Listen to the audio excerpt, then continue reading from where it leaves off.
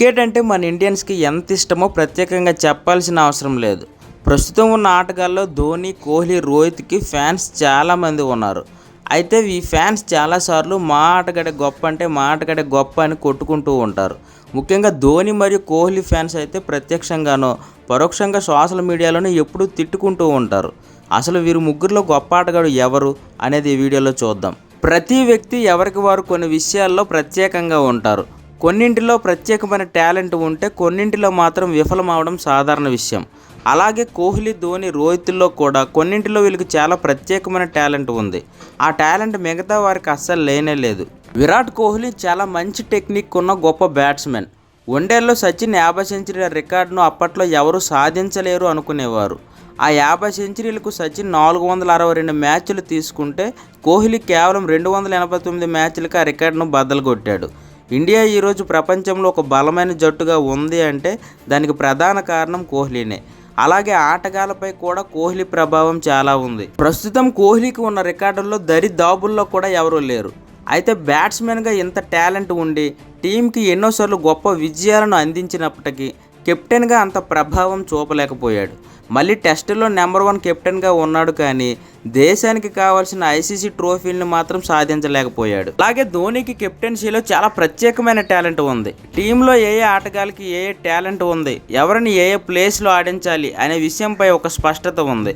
6వ ప్లేస్లో ఆడే రోహిత్ శర్మను ఓపెనర్గా తెచ్చి సూపర్ సక్సెస్ అయ్యాడు. ఈ నిర్ణయం ఇటు రోహిత్ శర్మ కెరీర్కు, అటు ధోని కెప్టెన్సీకి కూడా చాలా ఉపయోగపడింది. మరీ ముఖ్యంగా మ్యాచ్ ఓడిపోతున్నప్పుడు కూడా చాలా కూల్గా ఉంటూ ఫీల్డింగ్, బౌలింగ్లో మార్పు చేసి తనకు కావాల్సిన విజయాన్ని ప్రతికూల సమయంలో కూడా రాబట్టుకునేవాడు. అందుకే ఇండియాకు one day world cup, 2020 world cup, champions trophy ఇలా 3 ఐసీసీ ట్రోఫీలను వరల్డ్లోనే తెచ్చిన ఒకే ఒక కెప్టెన్ అయ్యాడు. ఇలా ఒక కెప్టెన్గా చాలా సక్సెస్ అయ్యాడు. కానీ 6వ స్థానంలో బ్యాటింగ్కి రావడం వలన క్రికెట్లో ఒక గొప్ప బ్యాట్స్మెన్గా సెంచరీలు ఎక్కువ నమోదు చేయలేకపోయాడు. వన్డేల్లో 260 పరుగులు అంటే మంచి స్కోరు అనుకుంటాం. అలాంటిది ఒక్కడే 264 పరుగులు చేశాడు రోహిత్ శర్మ. అలాగే వన్డేల్లో డబుల్ సెంచరీ అంటే అంత తేలికైన విషయం కాదు. ప్రపంచంలో దీనిని సాధించింది చాలా కొద్ది మంది ప్లేయర్సే. అలాంటిది డబుల్ సెంచరీని ఒక్కడే 3 సార్లు కొట్టాడు రోహిత్ శర్మ.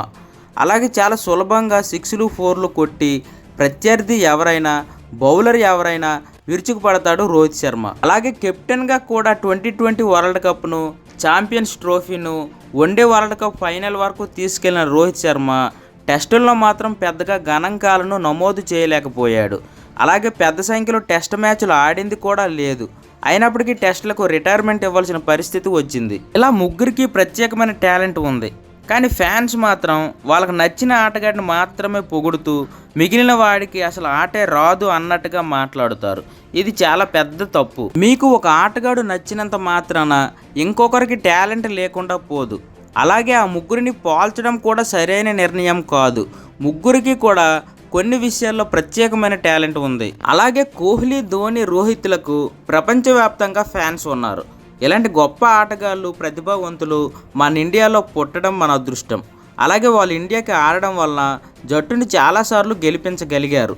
అలా గెలిపించడం వలన ఈరోజు టీమిండియా ప్రపంచంలో నెంబర్ 1గా ఎదురు లేకుండా ఉంది. ఫైనల్గా ధోని ఒక అద్భుతమైన కెప్టెన్, కోహ్లీ ఒక మంచి టెక్నిక్ ఉన్న బ్యాట్స్మెన్, రోహిత్ భారీ హిట్టింగ్ చేయగల బ్యాట్స్మెన్.